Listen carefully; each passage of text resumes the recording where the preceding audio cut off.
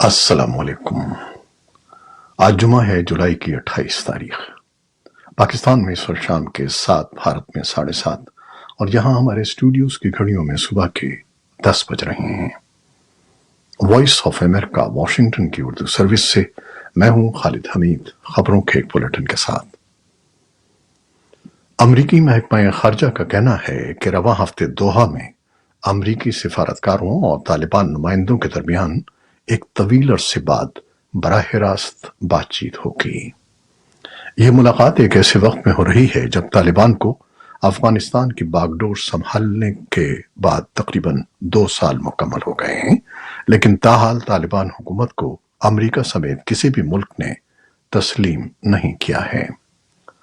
Doha میں ہونے والے مذاکرات میں افغانستان میں انسانی حقوق، خواتین کے روزگار اور تعلیم پر عائد پابندیوں کا خاتمہ اور ایک وسیع البنیاد حکومت کا قیام امریکہ کی ترجیحات میں شامل ہیں۔ ادھر طالبان نے جمعرات کو کہا کہ امریکہ کے ساتھ ان کے آئندہ مذاکرات ملک پر سے پابندیاں ہٹانے، اس کے مرکزی بینک کے اثاثوں کو غیر منجمد کرنے اور طالبان رہنماؤں کو اقوام متحدہ کی نام نہاد بلیک لسٹ سے نکالنے پر مرکوز ہوں گے۔ قطر کے دارالحکومت دوحہ میں ملاقات میں افغانستان کے لیے امریکہ کے خصوصی نمائندے ٹام ویسٹ رینا امیری کے ساتھ اپنی ٹیم کی قیادت کریں گے، جو افغان خواتین، لڑکیوں اور انسانی حقوق کے لیے خصوصی ایلچی ہیں۔ وزیر خارجہ امیر خان متقی امریکی حکام کے ساتھ مذاکرات میں طالبان وفد کی قیادت کریں گے۔ ہیومن رائٹس واچ کی نائب سربراہ ہیدر بار کا کہنا ہے کہ طالبان حکومت کی طرف سے سنگساری کا سزا کا خاتمہ ہونا چاہیے۔ انہوں نے جمعے کے روز ایک ٹویٹ میں کہا کہ جن چیزوں کو اس ہفتے امریکہ اور طالبان کے درمیان دوحہ مذاکرات میں ایجنڈے میں شامل کرنے کی ضرورت ہے، اس میں سنگساری کی سزاؤں کا خاتمہ، مطیع اللہ ویسا کی رہائی، غیر ملکی صحافیوں بالخصوص خواتین کے خلاف بڑھتے ہوئے کریک ڈاؤن کا خاتمہ اور خواتین اور لڑکیوں کے تمام حقوق کی بحالی شامل ہے۔ انہوں نے افغان صارفین کی جانب سے سوشل میڈیا پر شائع ہونے والی غیر مصدقہ رپورٹوں کے بعد طالبان حکومت کی جانب سے سنگساری پر اپنی تشویش کا اظہار کیا، جس میں انہوں نے دعویٰ کیا کہ جمعے کو بغلان صوبے میں ایک نوجوان خاتون اور ایک نوجوان کو سنگسار کیا جائے گا۔ تاہم طالبان نے ابھی تک اس خبر کی باضابطہ تصدیق نہیں کی ہے۔ پاکستان بھر میں 9ویں محرم الحرام کے علم و ذوالجناح کے جلوس سخت حفاظتی انتظامات کے تحت روایتی راستوں سے نکالے جا رہے ہیں۔ کسی بھی ناخوشگوار واقعے کو روکنے کے لیے قانون نافذ کرنے والے اداروں کی جانب سے تیار کردہ سیکیورٹی پلان کے تحت بعض علاقوں میں موبائل فون سروس جزوی طور پر بند کر دی گئی ہے۔ ملک کے بڑے شہروں کے ساتھ ساتھ چھوٹے شہروں اور قصبوں میں 9ویں محرم الحرام کے جلوس برآمد ہوئے ہیں۔ ان جلوسوں کی سیکیورٹی کے لیے ہزاروں کی تعداد میں پولیس اہلکار تعینات کیے گئے ہیں، جبکہ حساس شہروں اور علاقوں میں پولیس کے ساتھ رینجرز اور FCC بھی تعینات کی گئی ہے۔ پاکستان فوج کے دستے کسی ہنگامی صورتحال سے نمٹنے کے لیے الرٹ پر موجود ہیں۔ یہ تمام جلوس اپنے مقررہ راستوں سے ہوتے ہوئے شام تک مقررہ مقامات پر اختتام پذیر ہوتے ہیں، جس کے بعد مجالس شب عاشور برپا ہوں گی اور کل ہفتے کے روز یوم عاشور پر بڑے جلوس برآمد ہوں گے۔ جمعرات کو سعودی عرب کی سرکاری آئل ریفائنری آرامکو اور پاکستان کے 4 سرکاری اداروں نے مل کر گوادر میں گرین فیلڈ ریفائنری لگانے کے منصوبے کے لیے ایک یادداشت پر دستخط کیے ہیں۔ کہا جا رہا ہے کہ یہ منصوبہ $10 ارب لاگت کا ہوگا، جس میں پاکستان میں پیٹرو کیمیکل سہولت کے ساتھ ساتھ کم از کم 3 لاکھ بیرل خام تیل کی پروسیسنگ کی صلاحیت کے ساتھ ایک مربوط ریفائنری پیٹروکیمیکل کمپلیکس کا قیام عمل میں لایا جائے گا۔ وزیر مملکت ڈاکٹر مصدق ملک کا کہنا ہے کہ اس منصوبے میں ایکویٹی شراکت کے ذریعے عالمی معیار کے تیل اور گیس کے بڑے اداروں کی جانب سے نمایاں غیر ملکی سرمایہ کاری ہوگی، اور اس معاہدے پر عمل درآمد کے لیے چینی فرم کے ساتھ انجینئرنگ، پروکیورمنٹ اور کنسٹرکشن کا معاہدہ بھی الگ سے کیا گیا ہے۔ بھارت نے چینی وزارت خارجہ کے اس بیان کی تصدیق کی ہے کہ گزشتہ سال انڈونیشیا کے شہر بالی میں ہونے والے G20 کے سربراہی اجلاس کے موقع پر بھارتی وزیر اعظم نریندر مودی نے چینی صدر شی جن پنگ سے سرحدی تنازع پر تبادلہ خیال کیا تھا اور باہمی تعلقات میں استحکام پر زور دیا تھا۔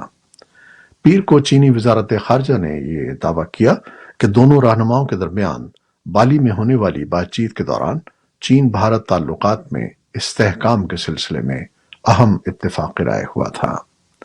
اگست میں ساؤتھ افریقہ کے شہر جوہانسبرگ میں ہونے والی برکس سربراہی اجلاس اور ستمبر میں دہلی میں ہونے والے G20 سربراہی اجلاس کے دوران دونوں رہنماؤں کی ملاقات متوقع ہے۔ ان بیانات کو کافی اہم سمجھا جا رہا ہے۔ یوکرین کے فوجیوں نے دونیتسک کے جنوب مشرقی گاؤں اسٹارمیورسک پر دوبارہ قبضہ کر لیا ہے۔ جمعرات کو یوکرین کے صدر ولادیمیر زیلنسکی کی طرف سے شائع ہونے والی ایک ویڈیو میں کہا گیا ہے کہ یوکرین روس کے زیر قبضہ جنوب مشرق میں اپنے جوابی حملے جاری رکھے ہوئے ہے۔ یوکرین کی نائب وزیر دفاع ہینا ملیار نے اسٹارمیورسک کو آزاد قرار دیتے ہوئے کہا کہ ہمارے محافظ اب تنازع کو ختم کرنے کے لیے کارروائی جاری رکھے ہوئے ہیں۔ روس کے بحیرہ اسود کے گرین انیشیٹو سے دستبرداری کے 2 ہفتوں سے بھی کم وقت کے بعد جمعرات کے روز روس افریقہ کانفرنس سینٹ پیٹرزبرگ میں شروع ہوئی۔ برطانوی وزارت دفاع نے جمعے کو اطلاع دی ہے کہ اس اجتماع میں صرف 17 افریقی سربراہان مملکت نے شرکت کی۔ پچھلی کانفرنس میں 43 افریقی رہنماؤں نے شرکت کی تھی۔ افریقی رہنماؤں نے روس کے صدر ولادیمیر پوٹن پر یوکرین جنگ ختم کرنے اور کیف کے ساتھ اناج کے تجارتی معاہدے کی تجدید پر زور دیا۔ جمعے کو افریقی رہنماؤں کے پیس انیشیٹو میں شامل ممالک نے روسی صدر کو یوکرین جنگ کے باعث غذائی تحفظ کے بارے میں بڑھتے ہوئے خدشات سے بھی آگاہ کیا۔ پیس انیشیٹو میں شامل افریقی ممالک کے سربراہان صدر پوٹن کی دعوت پر سینٹ پیٹرزبرگ میں موجود ہیں۔ اس موقع پر صدر پوٹن نے اپنا روایتی موقف دہراتے ہوئے مغربی ممالک کے اقدامات کو ممکنہ غذائی بحران کی وجہ قرار دیا۔ امریکہ کے صدر جو بائیڈن کے مشیر برائے قومی سلامتی جیک سلیون نے سعودی ولی عہد محمد بن سلمان سے ملاقات کی ہے۔ وائٹ ہاؤس کے مطابق جمعرات کو ہونے والی ملاقات میں دونوں رہنماؤں نے مشرق وسطیٰ کو مستحکم اور محفوظ بنانے کے مشترکہ ویژن اور یمن میں حوثی باغیوں سے جاری تنازع کے مکمل خاتمے پر تبادلہ خیال کیا۔ سفارتی ذرائع کا کہنا ہے کہ جیک سلیون نے شہزادہ محمد بن سلمان سے سعودی عرب اور اسرائیل کے درمیان سفارتی تعلقات کے قیام پر بھی بات کی ہے، تاہم وائٹ ہاؤس یا ریاض کی جانب سے اس بارے میں کوئی بیان سامنے نہیں آیا ہے۔ افریقی ملک نائجر میں فوجی بغاوت کے دوسرے روز بھی یہ واضح نہیں ہو سکا ہے کہ ملک کا انتظامی سربراہ کون ہے۔ جمعرات کو ہونے والی فوجی بغاوت کے بعد نائجر کے منتخب صدر محمد بازوم فوج کی حراست میں ہیں۔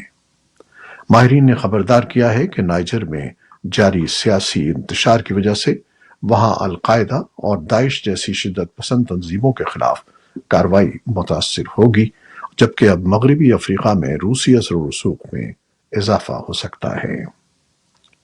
امریکہ کے سابق صدر ڈونلڈ ٹرمپ کے خلاف انتہائی حساس دفاعی دستاویزات کے کیس میں الزامات میں اضافہ کر دیا گیا ہے۔ ڈونلڈ ٹرمپ کے خلاف اسپیشل کونسل کی جانب سے جمعرات کو لگائے جانے والا ایک نیا الزام یہ ہے کہ انہوں نے فلوریڈا میں اپنے عملے کے ایک فرد سے کیمرہ فوٹیج کو ڈیلیٹ کرنے کے لیے کہا تھا تاکہ ان کے قبضے میں موجود ریکارڈ کی وفاقی تحقیقات میں رکاوٹ ڈالی جا سکے۔ ٹرمپ کے ایک ترجمان نے فوٹیج ڈیلیٹ کرنے کی کوشش کے نئے الزام کو مسترد کیا ہے۔ امریکہ کی نیشنل ویدر سروس کے مطابق ملک کی 60% آبادی شدید گرمی کی لہر کا سامنا کر رہی ہے۔ جمعرات کو جاری کی گئی وارننگ میں ویدر سروس نے کہا ہے کہ امریکہ کے شمال مشرقی اور مڈ اٹلانٹک ریاستوں میں رواں ہفتے کے اختتام تک درجہ حرارت بلند رہے گا۔ شدید گرمی کی لہر کے پیش نظر صدر بائیڈن نے سخت گرمی میں کام کرنے والے ورکرز کے تحفظ کے لیے اقدامات کا اعلان کیا ہے۔ ان اقدامات کے تحت لیبر ڈپارٹمنٹ کو تعمیراتی اور زرعی شعبے میں کام کرنے والے ورکرز کے تحفظ اور بروقت ہیٹ الرٹ جاری کرنے کی ہدایت کی گئی ہے۔ صدر بائیڈن نے کہا کہ ان کے خیال میں اب موسمیاتی تبدیلی کے اثرات سے کوئی انکار نہیں کر سکتا۔ یہ تھیں وہ خبریں جو فیس بک لائیو پر ہم نے آپ کے لیے پیش کی۔ ہماری ویب سائٹ، یوٹیوب اور پوڈ کاسٹ پر یہ بلیٹن آپ کے لیے پوسٹ کر دیا جاتا ہے۔ آپ ہمارے بلیٹن کو شیئر کرتے ہیں اور اپنے کمنٹس میں اپنی محبتوں اور دعاؤں کا اظہار کرتے ہیں، جس کے لیے ہم آپ کے بے حد ممنون ہیں۔ اپنی ان دعاؤں کو جاری رکھیے گا۔ نیوز پروڈیوسر عائزہ عرفان اور نیوز ایڈیٹر بہجت جیلانی کے ساتھ خالد حمید کو اب اجازت دیجیے گا۔ اللہ حافظ۔